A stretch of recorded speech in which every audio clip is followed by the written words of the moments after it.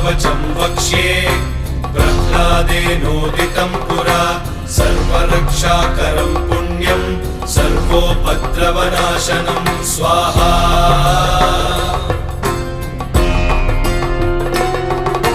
सर्वसम्पत्करं चैव स्वर्गमोक्षप्रदायकं ध्यात्वा नृसिंहं देवेशं हेमसिंहासनस्थितं स्वाहा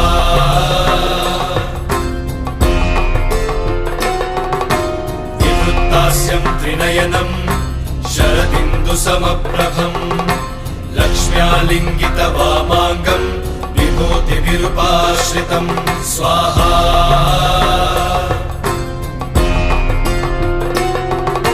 चतुर्भुजं कोमलाङ्गं स्वर्णकुण्डलमण्डितं